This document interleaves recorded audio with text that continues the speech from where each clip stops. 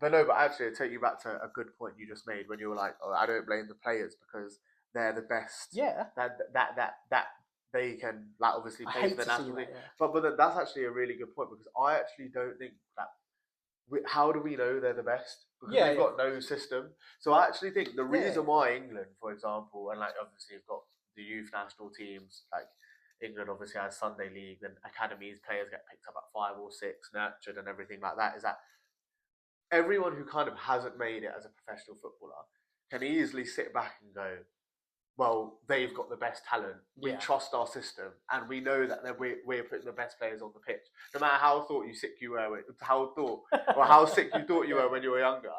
But like with India, because there's no actual system at all, I'm gonna say that we don't actually know. I No. don't think we fielded the best 11. Obviously, they're the 11 that have gone there and they're good. That's And what I I actually think we've got a decent crop of players here. But obviously, we don't know what's to come, and that's the major concern, as we just said. But I agree with you fully, and that's what I meant. As in the system that that exists, not the best one. Like most, like probably 90+% of the population are isolated, don't have the access to the first step into football to get that. But out of the people who do have it, this is what we have. And the reason I made that point is because I see a lot of people, and they do this with cricket as well, even though they're just bloody good at cricket now, like very good.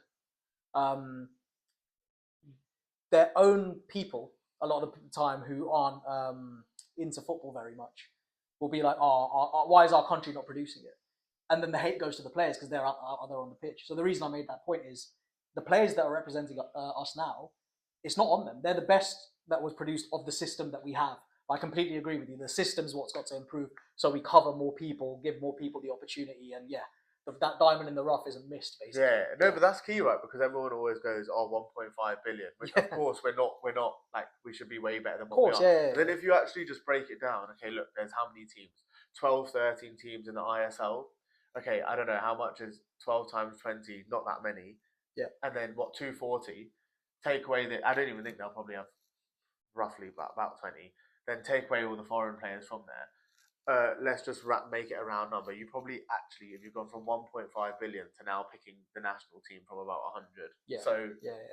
It's like, but there's, even though there should be way more of a talent to choose from right now, that is actually just quite scarce. And then the other thing is a lot of them, obviously, they all play domestically, which is fine. And we can talk about how, for example, Sunil Chetri or Gurpreet Singh Sandhu obviously ventured abroad, did play for a couple of years, but why have none of them actually stuck at it? As in, why have they stayed in Europe?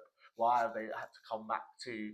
Yeah, like Sunil Chetri is the best player I think we've produced ever, probably since like that early generation we spoke about earlier. But he couldn't break into Sporting CP's first team, right? Yeah, Sporting Lisbon B. And only played like 3 games. A handful of games, right? So despite him being the third highest international scorer of all time. He's fourth now. Is he fourth? Yeah, an Iranian overtook him. But still, we'll take top four. Iran, see, this is where I get really annoyed at federation, frankly speaking. And this is where I've seen Indian football fans get annoyed at that. Because countries with less people, less resources are able to somehow develop a football culture. Like Iran, and I think Iraq as well. I don't know, don't quote me on that, but I think they're both better. I think Iran's definitely really good. No, Iran's good in the World Cup. Right? Exactly. They're a top team. So they're how is that? Team. And that's a valid question. I think more than just, you've got this many people, so why is it not produced? It's a more valid question. Why are these countries able to do it and they're not? And I think the answer is starting with the governance has to be a shambles. One thing I saw, which we mentioned about earlier, was in 2014, professional football got adopted, but even in doing that, they couldn't decide if the existing league, which they didn't consider professional till then, the I-League, or the ISL was the top flight for 2 years.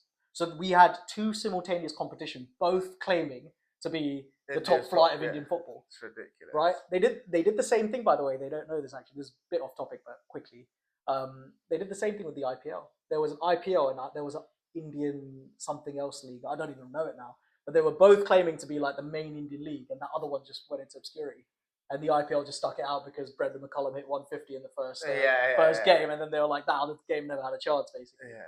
But there's always so many divisions in the direction people want to go in the governance of the thing. And that was because the president before, this lad Praful Patel, by the way, a lot of this info It's coming from HITC Hey, so Sport Vice video. Asia did a really Yeah, good, absolutely. good piece So on you should check that out. Indian There's two football. videos about Indian football from HITC Sport, from one of the best like football content. My definite favorite football content creator, which a lot of this knowledge kind of came from on top of like other sources. But yeah, that guy that was in charge for I think better part of a decade, Praful Patel. He's a politician, knows nothing about football. He was the Yeah. top don. Imagine having like I don't know Boris heading up the FA. Yeah. Yeah. Like No, it's true, probably it's probably true. go worse than how the Yeah. other stuff went. But yeah, like it's ridiculous that footballing people went at the top, and now I think there's a politician who did actually used to be a football player, professional football player, used to be a goalkeeper, who's in charge of it, which is a step in the right direction. But I don't know what Indian football fans feel about him, so feel free to comment that if you happen to see it.